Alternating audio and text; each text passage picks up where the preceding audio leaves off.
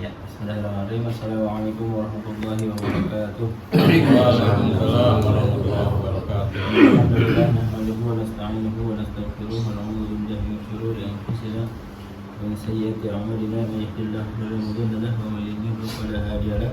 Asyhadu an la ilaha illallah wahdahu la syarika lahu wa asyhadu anna Muhammadan 'abduhu wa rasuluhu la nabiyya wa la rasula ba'da. Alhamdulillah rahimakumullah, kita dapat berjumpa di pagi hari ini dalam cuaca yang cerah. Semoga Allah Subhanahu wa taala memberikan rahmatnya bagi kita semua yang hadir di majelis ini. Amin ya rabbal alamin. Baik, tema yang akan kita bahas pada kesempatan pagi ini yaitu terkait dengan meneladani Rasulullah SAW. Saya ambil judul meneladani Rasulullah SAW secara total. Pertama, mari kita lihat apa yang Allah Subhanahu wa taala firmankan di dalam surah Al-Anbiya ayat 107. A'udzu billahi minasyaitonir rajim. Bismillahirrahmanirrahim. Wa ma arsalnaka illa rahmatan lil alamin. Dan tidaklah kami mengutus engkau wahai Muhammad illa rahmatan lil alamin, kecuali sebagai rahmat bagi seluruh alam. Ada yang menarik ya, bahwa kelahiran Rasulullah SAW itu memberikan rahmat bagi seluruh umat manusia, sebagaimana yang disampaikan oleh Al-Qadhi Iyad ya, menafsirkan ayat tersebut. Maksudnya rahmat itu seperti apa ya. Beliau menjelaskan maksudnya rahmat itu ila di jami'il khalqi. Maksudnya rahmat itu adalah bagi seluruh makhluk ya, bagi seluruh makhluk. Siapa saja yang mendapatkan rahmat? Ternyata seluruh manusia. Li mu'min rahmatul bil hidayah. Bagi seorang mukmin dia mendapatkan rahmat berupa apa? Hidayah ya, berupa hidayah. Wa rahmatun lil munafiq bil amani minal qatl. Kemudian rahmat bagi orang munafik. Bagi orang munafik juga mendapatkan rahmat ternyata dengan diutusnya Rasulullah SAW. Berupa apa rahmat bagi orang munafik? Berupa rasa aman mereka dari pembunuhan. Wa rahmatun lil kafir bi ta'khiril adab. Dan juga rahmat bagi orang kafir. Orang kafir itu juga mendapatkan rahmat. Rahmatnya apa? Yaitu berupa bi ta'khiril adab, berupa penundaan adab. Nah, mari kita lihat ya.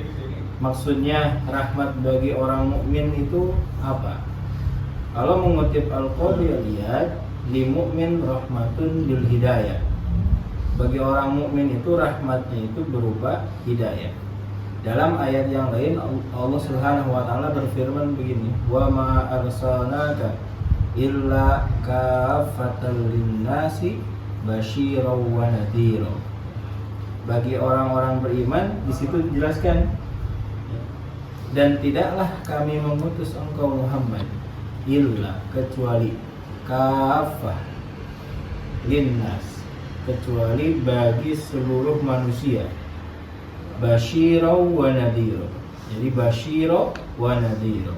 Basyir itu memberikan kabar gembira. Jadi Rasulullah SAW itu diutus untuk memberikan kabar gembira. Kabar gembira bagi siapa? Lil mu'min ternyata. Kabar gembira bagi yang mengimaninya, bagi yang mempercayainya, bagi yang menerima risalahnya.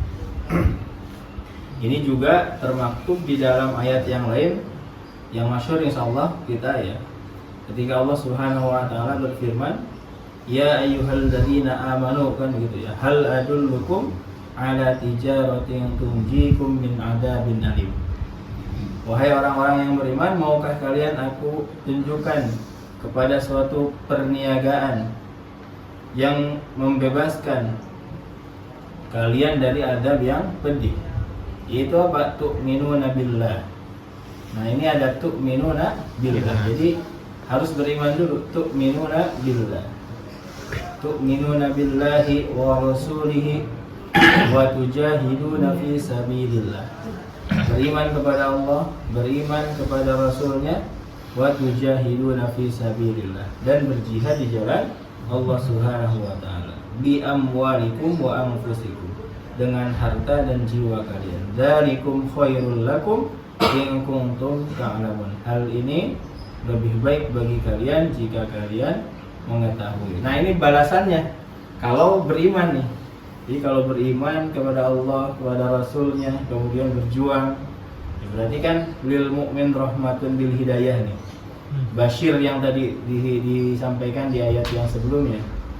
Ya. Nah ini yaghfir lakum.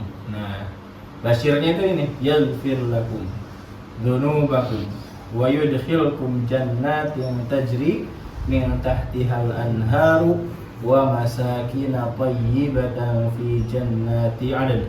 Dzalikal fawzul 'adzim wa ukhra tuhibbunaha nasrum minal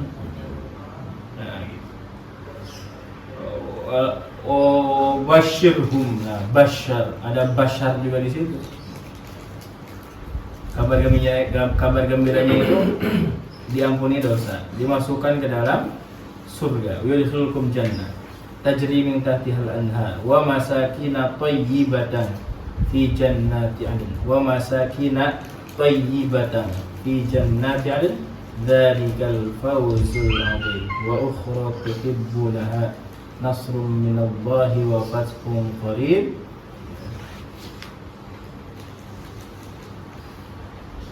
Basyir atau pemberi kabar gembira. Namun sebaliknya, wa nadhiro. Jadi barang siapa yang mengingkarinya, wa nadhiro, Allah Subhanahu wa taala akan memberikan akan ada peringatan, nadhiro. Jadi selain kabar gembira basyiro, tapi juga ada nadhiro, yaitu peringatan. Peringatan bagi siapa? Tentu bagi orang-orang yang mengingkari atau yang tidak beriman atau yang kufur kepada risalah Rasulullah Muhammad sallallahu alaihi wasallam. Nah, jadi bagi orang yang beriman, dia akan mendapatkan rahmat dengan Rasulullah sallallahu alaihi wasallam, yaitu berupa hidayah. Nah, hidayah ini luar biasa, sangat mahal ya. Sangat mahal dan sangat berharga. Karena dengan hidayah ini atau dengan keimanan ini, derajat orang-orang derajat manusia itu bisa dibedakan ya. Misalnya gini, Allah Subhanahu wa taala berfirman kan begini, yarfa'illahu alladziina aamanu minkum walladziina utul ilma darajat ya. Allah itu akan mengangkat orang-orang yang beriman di antara kalian dan orang-orang yang berilmu. Jadi sebelum ilmu itu, ya, sebelum berilmu itu harus beriman dulu. Ya.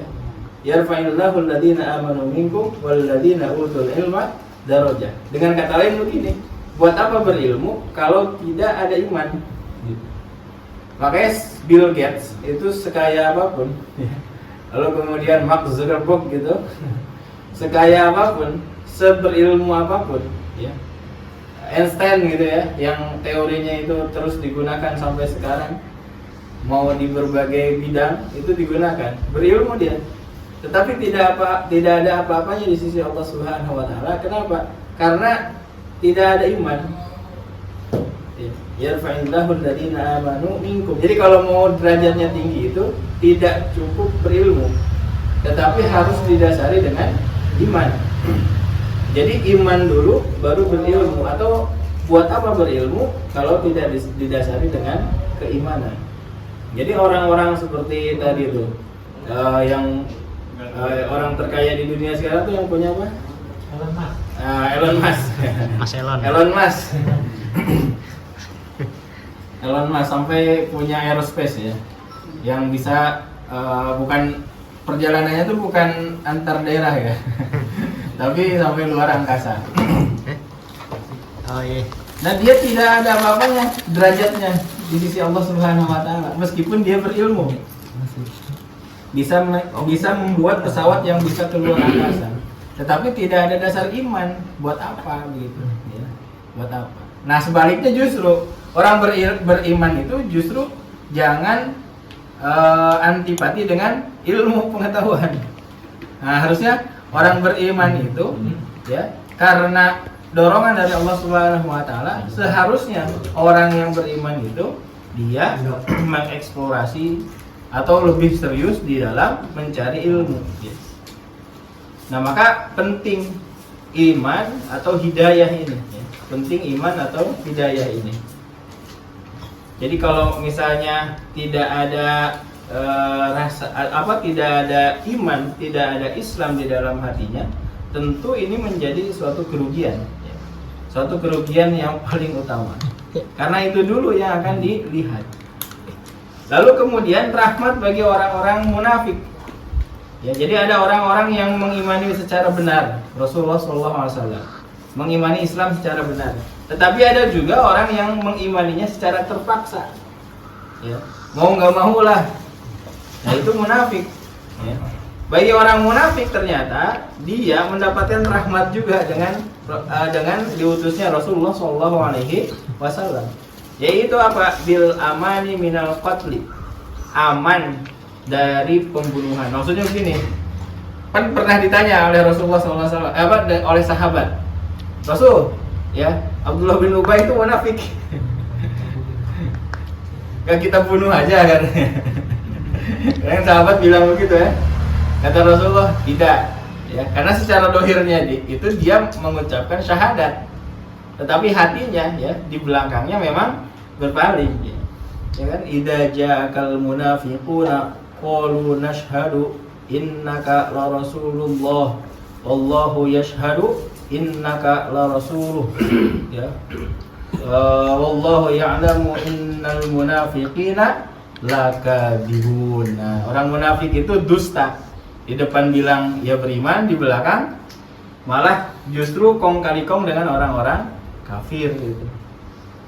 Tapi dia sebetulnya secara hakikat sebetulnya kafir gitu. Secara hakikat ya. Apalagi kalau misalnya bilang iya tapi hatinya enggak gitu.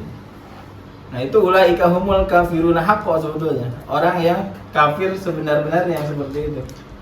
Bilang iya tapi nggak mau ngamalin ya. Iman sebagian, mengingkari sebagian, itu ulaika humul kafiruna haqqo. Makanya di neraka itu orang munafik itu paling bawah. Bukan orang kafir ternyata yang paling bawah. Orang munafik yang paling bawah di neraka itu. Tapi di dunia ketika diutus Rasulullah SAW, orang munafik yang mungkin itu terpaksa masuk Islamnya, dia mendapatkan rahmatnya berupa apa? Yang memang sebetulnya kalau secara hakikat ya, secara hakikatnya dia tuh sebetulnya nggak beriman itu. Tapi memang secara lisan dia, secara dohir bersyahadat, bersaksi, gitu. Maka yang seperti itu tidak dibunuh ternyata, tidak dibunuh, atau mendapatkan perlindungan dari hukum qisas itu. Wa rahmatun lil kafir bi ta'khiril adab, dan juga rahmat bagi orang kafir. Orang kafir di masa atau orang kafir yang hidup di masa Rasulullah SAW dan sesudahnya, ya.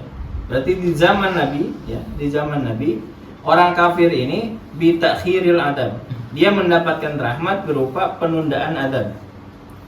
Maksudnya seperti apa? Jadi kalau orang-orang kafir yang ingkar ya kepada kepada Allah Subhanahu wa taala, saat nabi-nabi terdahulu sebelum Rasulullah SAW itu biasanya langsung diadab. Ya kan? Langsung diadab. Umatnya Nabi Nuh itu langsung diadab. Ya kan? Umatnya Nabi siapa lagi? Nabi Lut langsung diadab. Ya. Umat-umat yang Nabi yang lain yang sebelum Rasulullah SAW ketika ingkar langsung diadab. Tetapi orang kafir yang hidup di masa Rasulullah SAW sampai hari kiamat ini, dia nggak langsung diadab sebagaimana orang kafir pada saat nabi-nabi terdahulu. Ya, nggak ada kan sekarang orang kafir itu langsung gunung jatuh ke nimpa rumahnya, nggak ada tuh. kalau dulu seperti itu, ketika ingkar kepada nabinya, ya, kepada Allah, langsung tuh diadab, ya, langsung ditimpakan, ya, langsung dibalikan, ya, langsung kemudian disiksa langsung seperti itu, disaksikan. Tapi sekarang tidak ada orang kafir yang seperti itu. Itu bentuk daripada apa? Rahmat diutusnya Rasulullah SAW untuk orang kafir, ya, bitakhiril adab, ya. Lalu kemudian Allah Subhanahu wa taala dalam ayat yang lain berfirman, laqad kana lakum fi rasulillahi uswatun hasanah liman kana yarjullaha wal yawmal akhir wa dzakarallaha katsiran. Nah, laqad kana lakum, pasti, ini pasti. Jadi ada lam taukid, pasti. Pasti, sungguh pasti begitu. Bahwa bagi kalian, ya, fi Rasulillah, di dalam diri Rasulullah SAW, uswatun hasanah. Uswatun hasanah, suri tauladan yang baik. Coba lihat, uswatun hasanahnya itu kalau dalam bahasa Arab itu menggunakan isim nakiroh. Isimnya isim nakiroh nih. Uswatun hasanah. Jadi tidak ada alif lamnya. Kalau ma'rifat itu kan ada alif lamnya. Tapi kalau nakiroh ini apa? Tidak ada alif lamnya, maksudnya apa? Berarti tidak tertentu. Berarti apa saja, begitu. Maksudnya suri tauladan dari Rasulullah SAW itu dalam hal apa saja, begitu. Maksudnya bersifat umum. Berarti dalam segala hal, ya, dalam segala hal suri tauladan yang sangat patut untuk kita junjung itu asalnya dari siapa? Dari Rasulullah SAW. Tidak ada yang lain. Berarti Rasulullah SAW itu suri tauladan dalam segala hal, begitu. Baik dalam kehidupan private individu di rumah, berkeluarga, berniaga, berdagang, begitu ya, bekerja, bermuamalah, pendidikan, ya. Kemudian sampai pemerintahan bernegara itu ada suri tauladannya bagi kita. Siapa? Rasulullah SAW. Tidak ada yang lain. Kenapa demikian? Ketika ditanya Aisyah radhiyallahu anha begini, Allah Subhanahu wa taala berfirman, wa innaka la'ala khuluqin 'adzim. Pada diri Rasulullah SAW, innaka la'ala khuluqin 'adzim. Itu ada akhlak yang mulia. Memang ada banyak ulama itu yang membatasi sebatas akhlak saja itu. Sebatas akhlak yang sifatnya ya kemanusiaan begitu saja. Tetapi mari kita lihat apa yang disampaikan oleh istri beliau, Ummul Mukminin Aisyah radhiyallahu anha. Ketika ditanya, maksudnya akhlak Rasulullah itu apa? Jadi akhlak Rasulullah itu apa? Kata Aisyah radhiyallahu anha, huwa adabul Quran. Jadi kata Rasulullah itu, maksudnya akhlak itu adalah adabul Quran. Maksudnya apa? Adab-adab yang ada di dalam Al-Quran. Maksudnya aturan-aturan atau hukum-hukum yang ada di dalam Al-Quran itu terpancar pada diri Rasulullah SAW. Artinya Rasulullah SAW itu ya membawa, menyampaikan, lalu kemudian mengamalkan ya hukum-hukum yang ada di dalam Al-Quran. Maka disebutlah huwa adabul Quran. Maka kalau mau disebut sebagai orang yang berakhlak, ya, sebagaimana Rasulullah SAW, mau tidak mau, ya, suka tidak suka, dia harus mengamalkan Al-Quran. Dia harus mengamalkan hukum-hukum Al-Quran. Maka disebut sebagai huwa adabul Quran, atau masyhur atau populer ya, dikenal Rasulullah itu Al-Quran yang berjalan, begitu ya. Maksudnya itu apa? Mengamalkan, mengimplementasikan, menyampaikan, mendakwahkan Al-Quran. Jadi Rasulullah SAW itu orang yang paling mulia akhlaknya. Berarti maksudnya apa? Yang luar biasa mengamalkan hukum-hukum Allah Subhanahu wa taala. Wa ma yantiqu 'anil hawa in huwa illa wahyu yuha.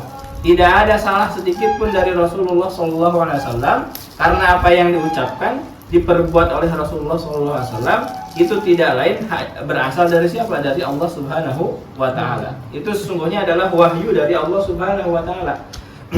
Maka sangat relevan kalau kemudian kita menjadikan Rasulullah SAW sebagai suri tauladan. Karena wa ma yantiqu 'anil hawa in huwa illa wahyu yuha. Perkataannya tidak mungkin salah, perbuatannya tidak mungkin salah, ya. Karena perkataannya, perbuatannya itu sesungguhnya adalah wahyu dari siapa? Allah Subhanahu wa taala yang maha benar, yang tidak ada cacat sedikit pun, yang tidak ada kesalahan sedikit pun, yang maha besar, yang maha memberikan rahmat bagi kita semuanya.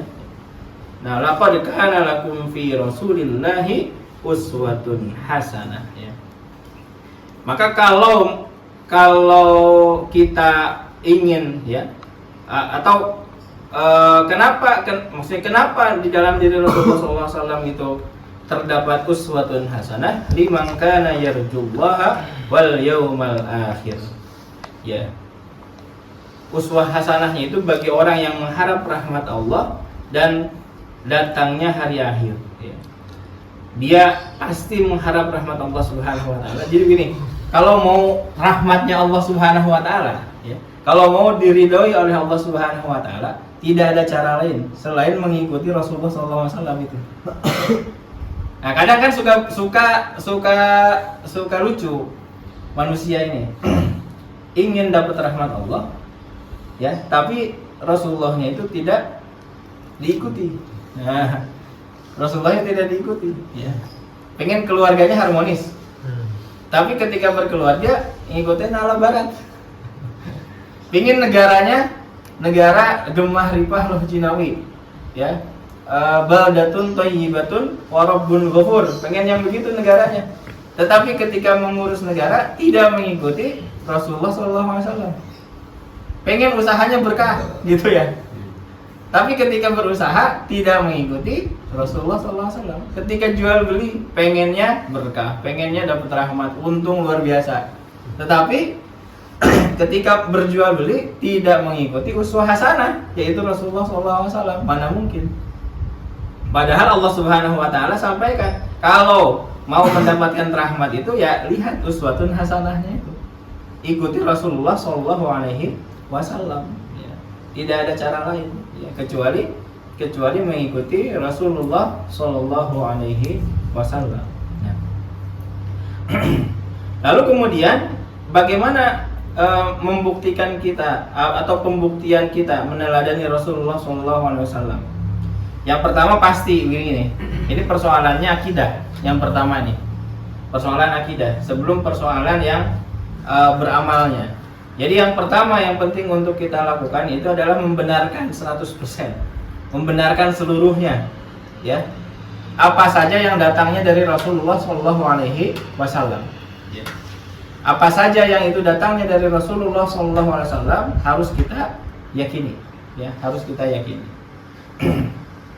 Meskipun mungkin itu belum terjadi, atau meskipun itu mungkin di masa depan, tetapi sebagai seorang yang tadi mukmin beriman, hal pertama sebagai wujud pembuktian meneladani Rasulullah SAW yaitu apa? Membenarkan seluruh berita, membenarkan seluruh yang datangnya dari Rasulullah SAW, ya.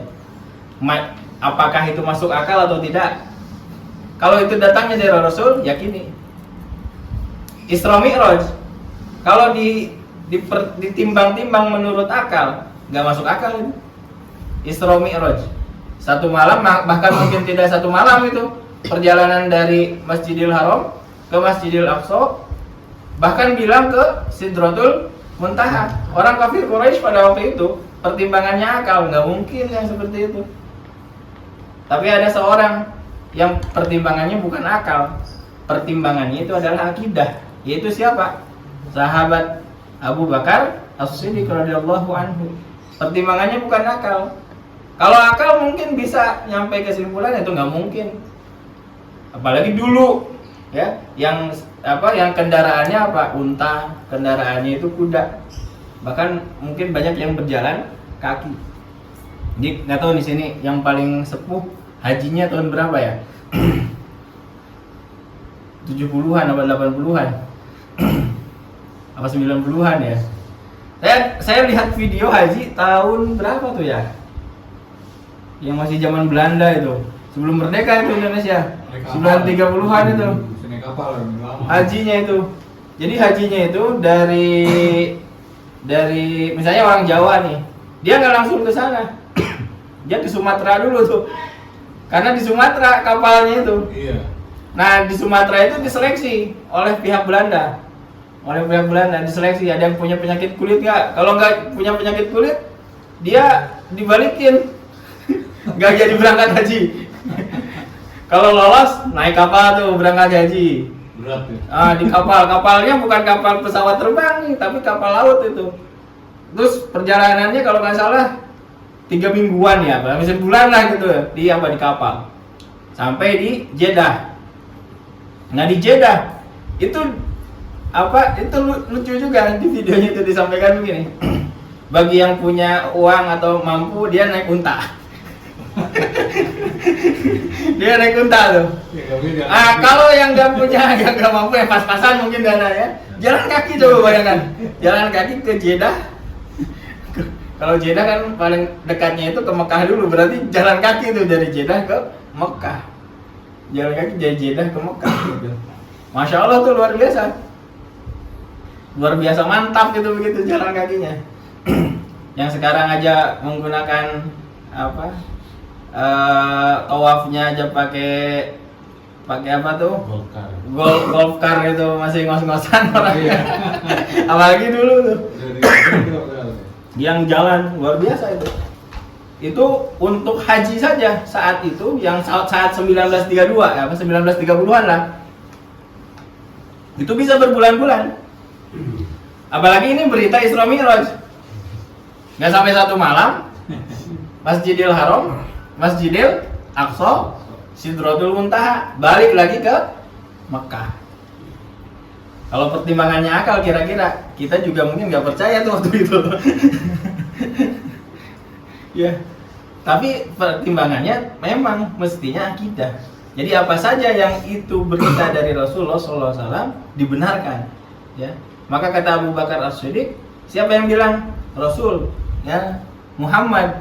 Kata Abu Bakar apa? Apapun yang itu keluar atau datangnya dari Muhammad pasti benar. Kata Abu Bakar itu. Karena Abu Bakar itu cara pandangnya itu bukan berdasarkan masuk akal atau tidak, tetapi akidah itu sudah. Apakah bisa dilihat atau tidak? Ya, bisa dilihat atau tidak.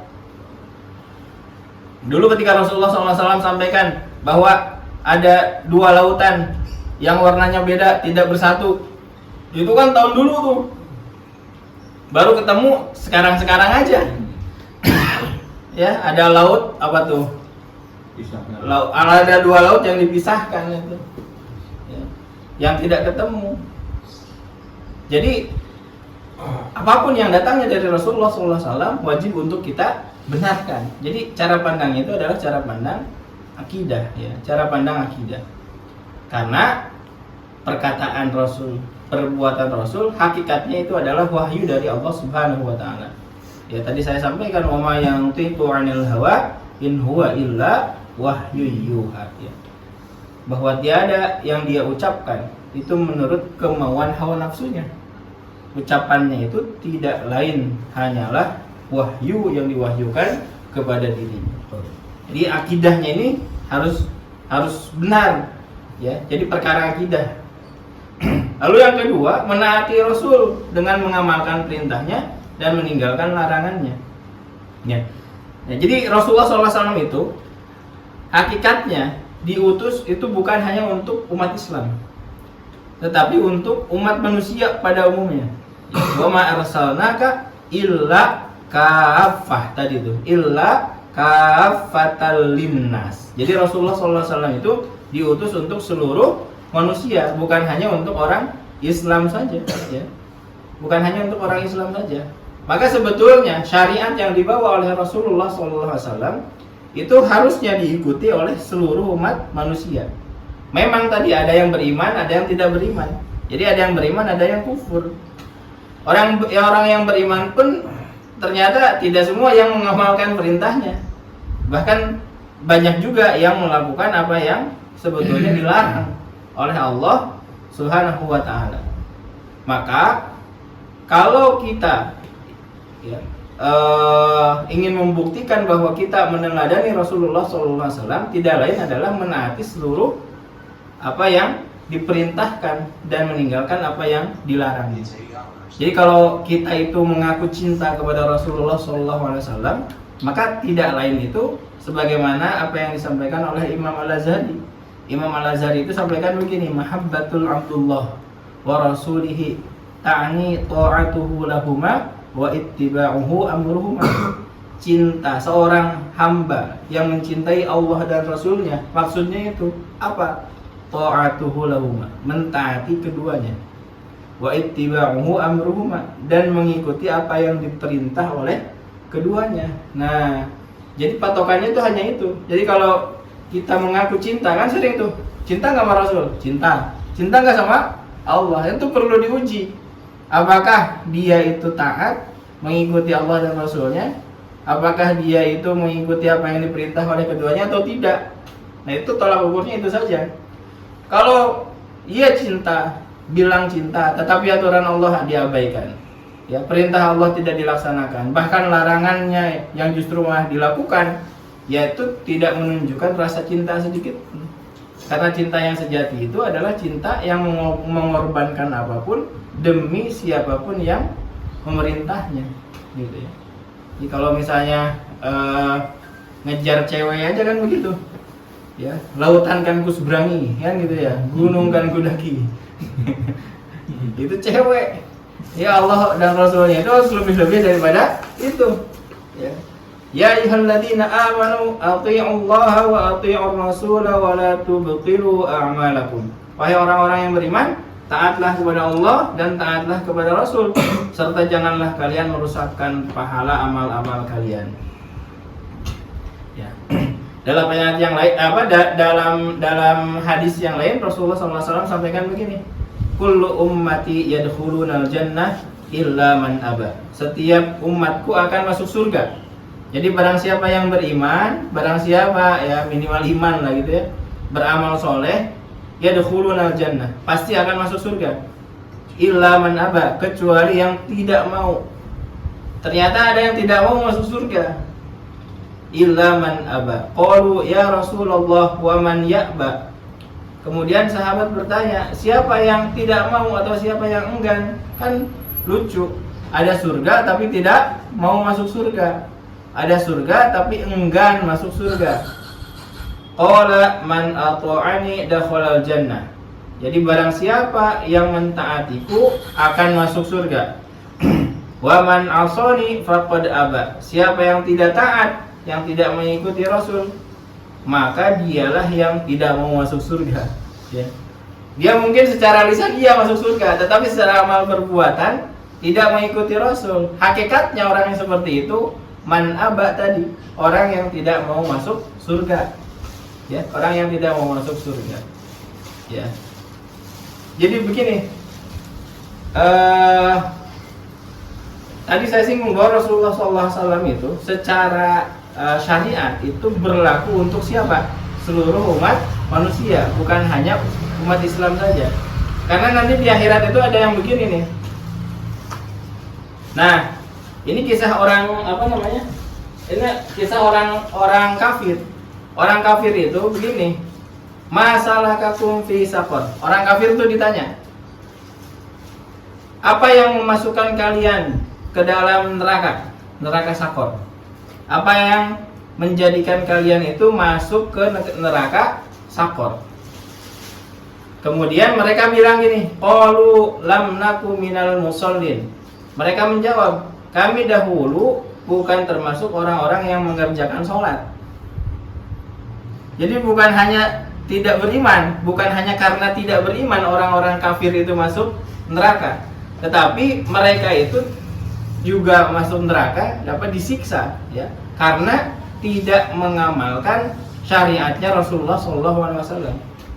Dia tidak sholat, ya, berarti sholat itu berlaku harusnya untuk seluruh manusia, gitu.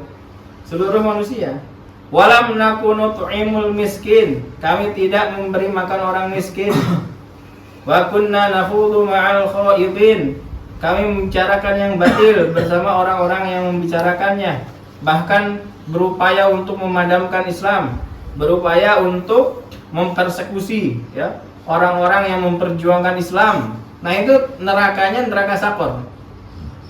Oh ada yang nanya, orang kafir tuh banyak juga tuh yang sedekah.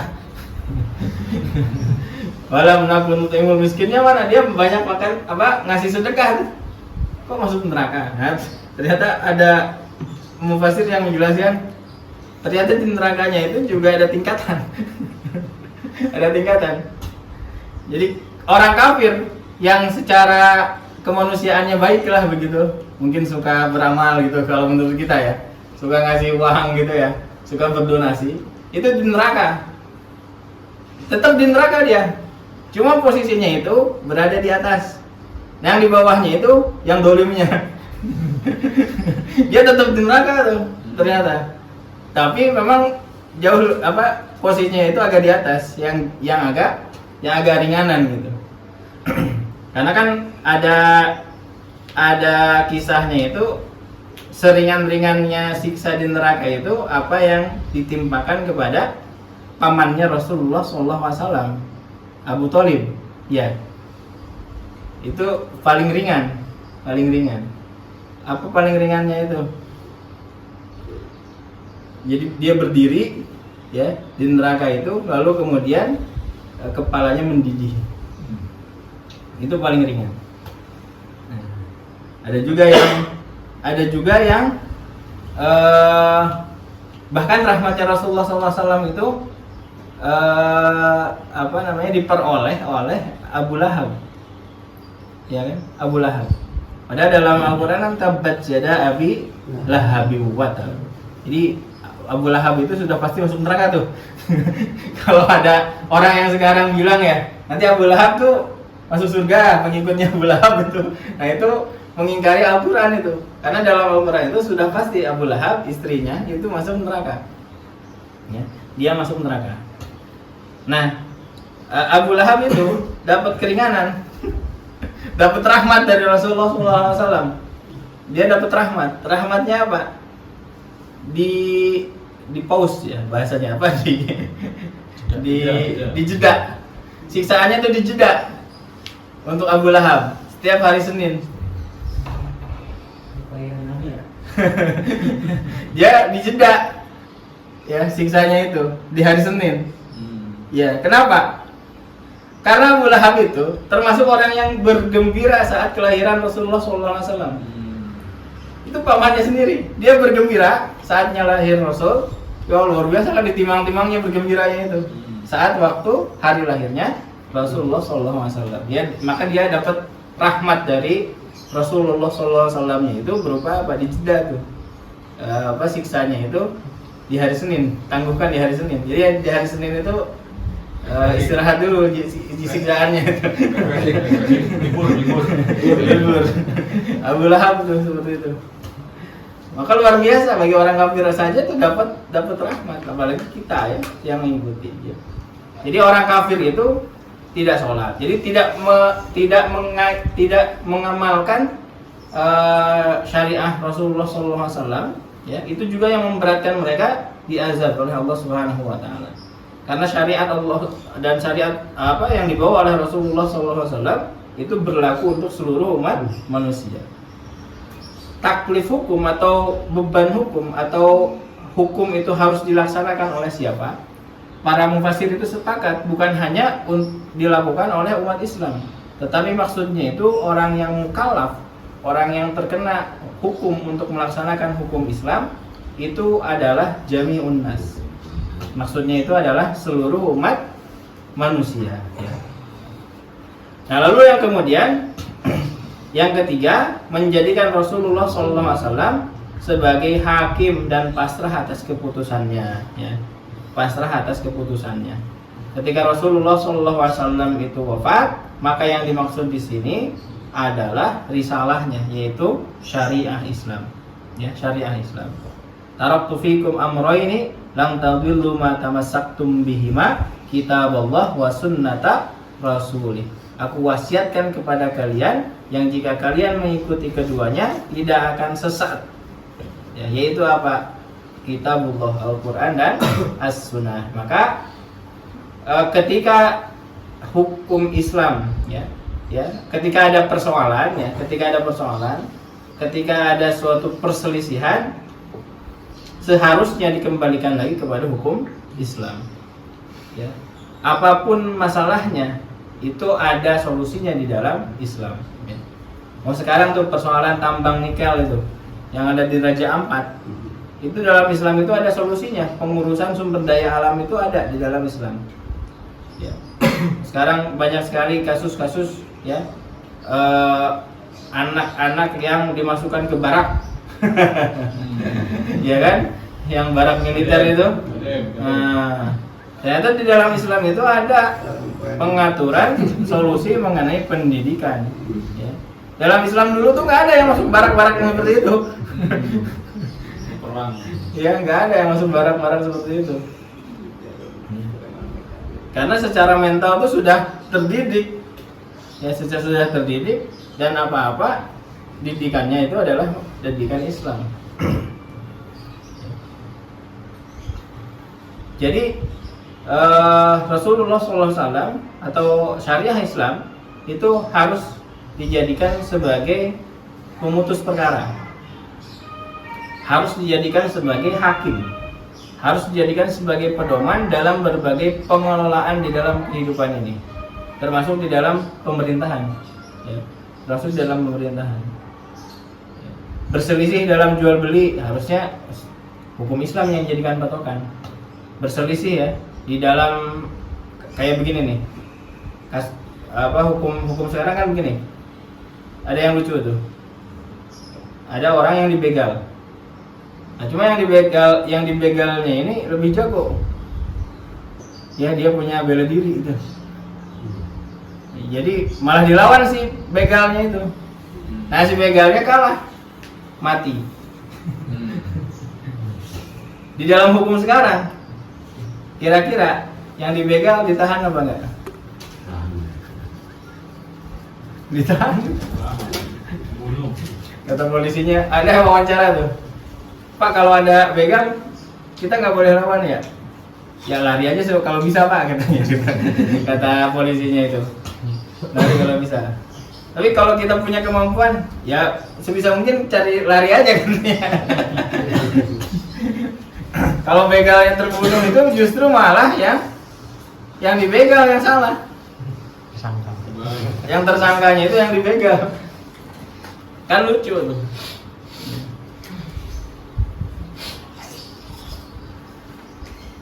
Padahal kalau dalam Islam itu tidak demikian. Jadi kalau ada yang begal membunuh, nanti dihukum itu pembegalnya itu. Pembegalnya dihukum. Kalau kemudian sampai terbunuh ya nanti bisa dikisos. Kalau kemudian hartanya saja yang diambil, nanti berarti ada hukuman yang terkait dengan pengambilan harta, kan begitu. Si begalnya tuh kena hukuman seperti itu, kena sanksi. Tapi kalau kemudian pas kebetulan yang dibegalnya ini jago gitu ya. Terus si pembegalnya itu terbunuh. Kata Rasulullah apa? Yang ngebegal itu masuk neraka. Coba. Berarti yang dibegal tuh nggak ada salahnya itu. Kalau sekarang kan jadi tersangka. Kalau dalam Islam itu, kalau ngelawan terus akhirnya pembegalnya berhasil terbunuh, kata Rasulullah, yang membegal itu masuk neraka. Jadi justru malah efektif ya kalau dalam Islam. Malah efektif. Karena bisa jadi kan yang dibegal itu jauh lebih kuat gitu. Bahkan mungkin sabuk hitam atau mungkin bawa senjata gitu. Bisa begitu. Nah, hukum sekarang kan tidak seperti itu, kebalik-balik dan lain sebagainya. yang harus kita ikuti yaitu adalah hukum Allah Subhanahu wa taala.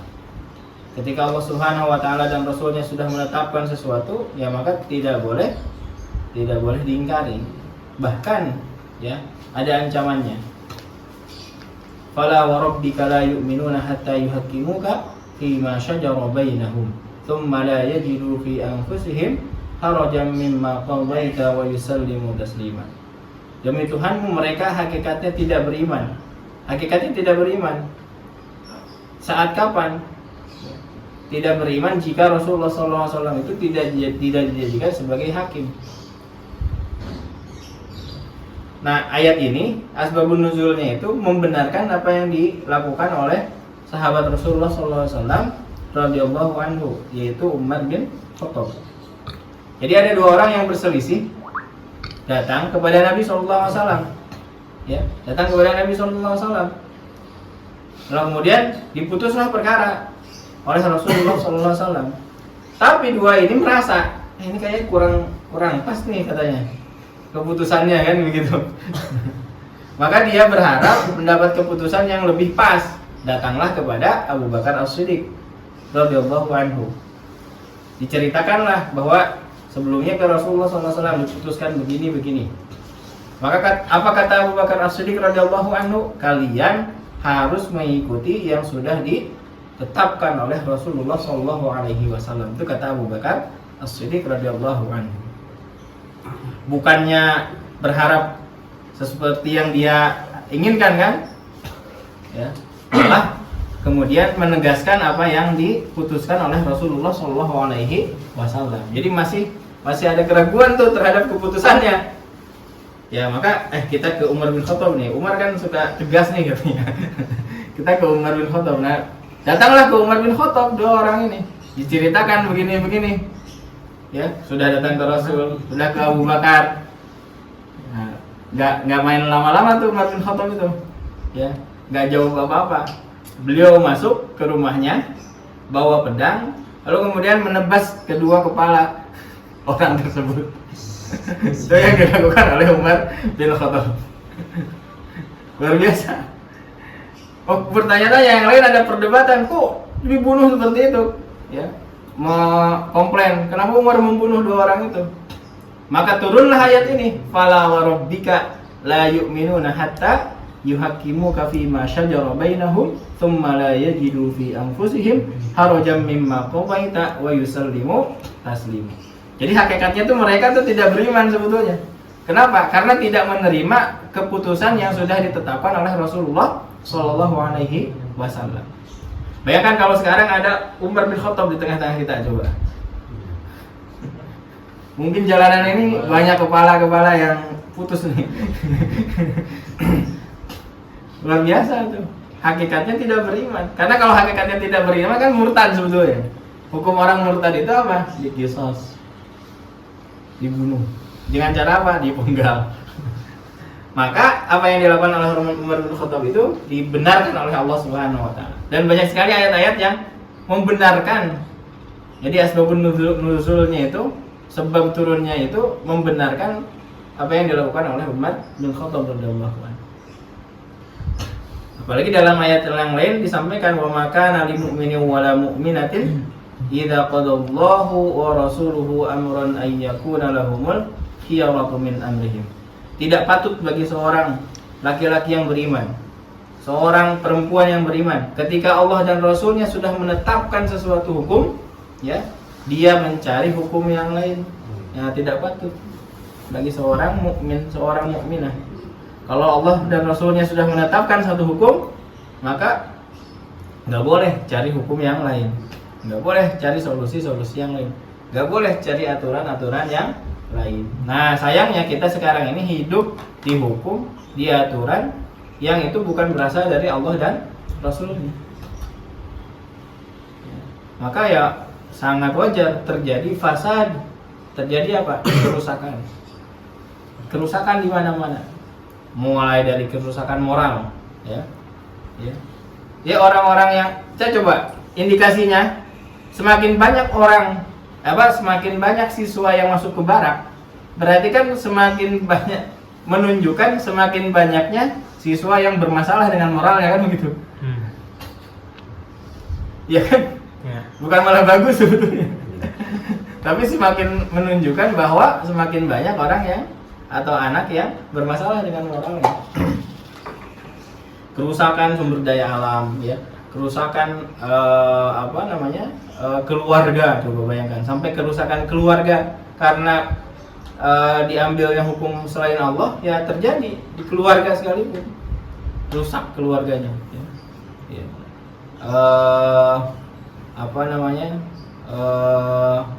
Istilahnya itu rumah itu kayak ini doang, kayak hotel doang, tempat nginep doang gitu ya. Di dalamnya itu tidak mewujudkan sakinah, mawaddah, tidak menunjukkan warahmah. Jadi kalau dalam bahasa Arab itu ada yang ini nggak? Apa bahasa Arabnya ini? Apa namanya? Di mana rumahmu? Ada yang tahu nggak bahasa? Oh, ini ada orang Arab. Ini pakai bahasa Arab ya. Bahasa Arabnya di mana rumahmu apa? Aina apa? Baik di Aina baituka. Apa? Aina baituka. Nah, jadi kalau dalam bahasa Arab itu, nah kalau kita kan mentranslate-nya itu satu-satu. Aina di mana ya? Baituka, ya. Bait itu rumah ya, rumahmu. Kalau dalam bahasa Arab tuh yang benar itu, di mana tempat tinggalmu atau di mana rumahmu, itu bahasa Arabnya aina taskun. lain. Aina taskun, di mana taskun? Di mana tempat tinggalmu, di mana rumahmu? Coba lihat taskun. Taskun itu asal katanya sama seperti sakinah. Taskun, sakinah. Maksudnya di mana tempat yang memberikan atau di mana tempat yang di situ ada sakinah?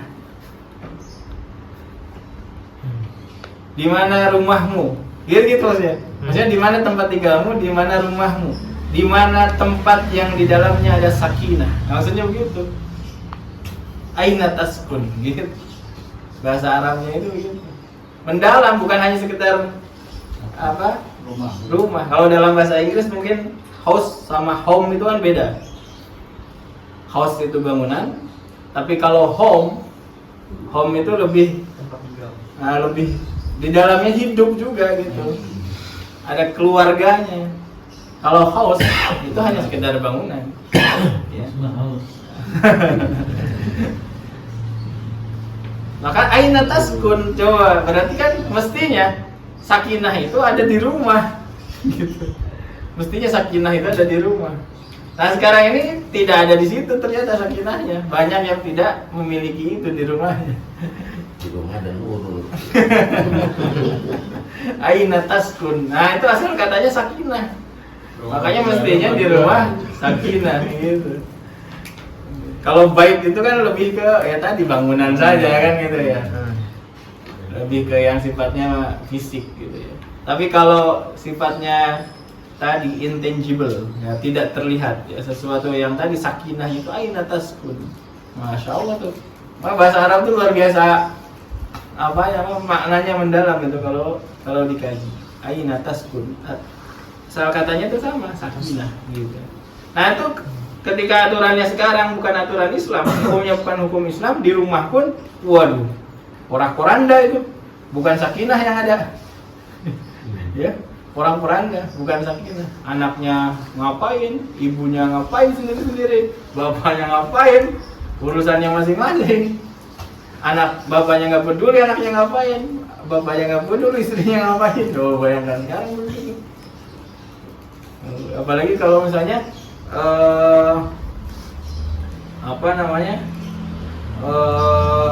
ya tidak paham Islam, apalagi sudah tidak paham Islam. Kalau sudah tidak paham Islam, waduh udah aturan yang mau dimainkan di rumahnya apa nggak ngerti.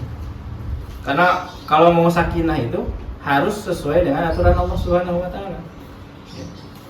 Kan ayatnya jelas tuh, wa min ayatihi an khalaqalakum min anfusikum azwaja. Jadi di antara tanda-tanda kekuasaan Allah Subhanahu Wa Taala itu an khalaqalakum, menciptakan kalian, min anfusikum azwaja, dari jenis kalian pasangan. Maksudnya kalau laki-laki berarti pasangannya perempuan, perempuan pasangannya laki-laki. Nah itu jenis manusia. Allah menciptakannya tanpa campur tangan manusia. Maka kata yang digunakan dalam Al-Qur'annya itu adalah khalaqalakum gitu ya. Berarti tidak ada campur tangan manusia itu. Wa ja'ala min anfusikum azwaja litaskunu ilaiha wa ja'ala bainakum mawaddatan warahmah. Tapi kalau mau keluarganya sakinah, mawaddah warahmah, kata yang digunakan oleh Allah itu bukan khalaqa, tetapi ja'ala. Nah itu beda tuh antara khalaqa dengan ja'ala. Kalau khalaqa itu nggak ada campur tangan manusia, tapi kalau ja'ala itu ada campur tangan manusia. Jadi kalau kalian keluarganya mau sakinah, mawaddah warahmah, tergantung kalian gitu. Allah akan jadikan sakinah, mawaddah warahmah jika, kan gitu bahasanya itu. Jika kalian mengikuti hukum Allah dalam berkeluarga. Wala yaj'alallahu lil kafirina 'alal mu'minina sabila. Allah itu tidak akan menjadikan kalian orang-orang mukmin dikuasai oleh orang-orang kafir. Sekarang yang terjadi di Palestina seolah kaum muslimin kan yang dikuasai orang-orang kafir. Sekarang yang mengatur kita di negeri ini, di negeri-negeri yang lainnya itu aturan yang dibuat oleh orang-orang kafir. Yang membuat atau menjadikan orang-orang kafir itu menguasai kita, menguasai umat Islam. Nah, apa yang salah? Apakah Al-Qur'an yang salah? Padahal Allah sampaikan wala yaj'alallahu lil kafirina 'alal mu'minina sabila. Allah itu tidak akan memberikan jalan kepada orang kafir untuk menguasai orang mukmin. Apakah Al-Qur'annya yang salah? Atau apa yang salah? Nah ternyata lihat wala yaj'ala, yang digunakan juga katanya ja'ala itu, bukan khalaqa tadi. Wala yaj'ala. Jadi bersyarat tuh, kalau kalian kaum mukmin, orang-orang beriman tidak mau dikuasai oleh orang-orang kafir, bisa.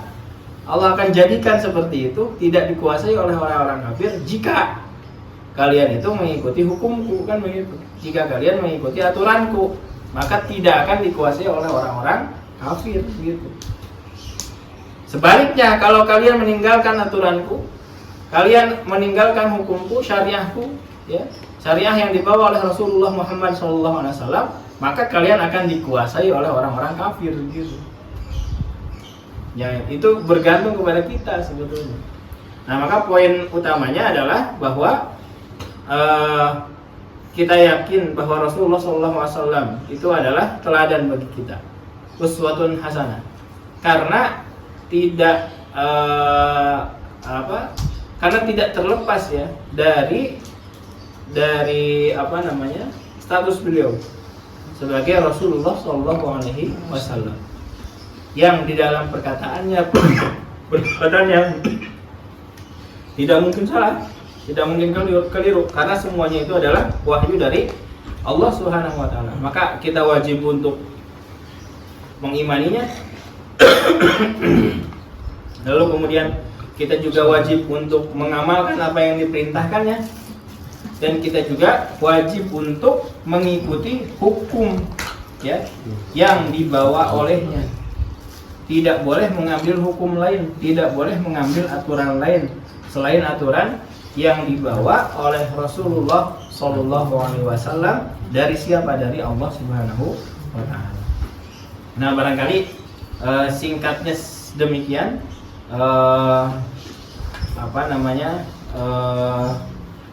materi pada kesempatan pagi hari ini, sehingga mudah-mudahan bagi yang mengawali agenda atau mengawali kajian ini bisa memotivasi untuk kemudian bisa terus ya istiqomah berkelanjutan mengikuti kajian-kajian berikutnya ya Ustaz Agus ya. Ya. Sehingga ini motivasi awal sebagai wujud sebagai bentuk meneladani Rasulullah SAW. Berarti kita juga harus mengkaji ilmu, kan begitu ya, mengkaji hukum-hukum Allah Subhanahu wa Ta'ala ya, mengkaji syariah Islam ini secara menyeluruh Sehingga mudah-mudahan ini merupakan bentuk perwujudan kita dalam meneladani Rasulullah Shallallahu Alaihi Wasallam. Barangkali itu yang bisa disampaikan pada kesempatan yang terbatas ini. Saya kembalikan kepada Ustaz Agus. Assalamualaikum warahmatullahi wabarakatuh. Waalaikumsalam warahmatullahi wabarakatuh.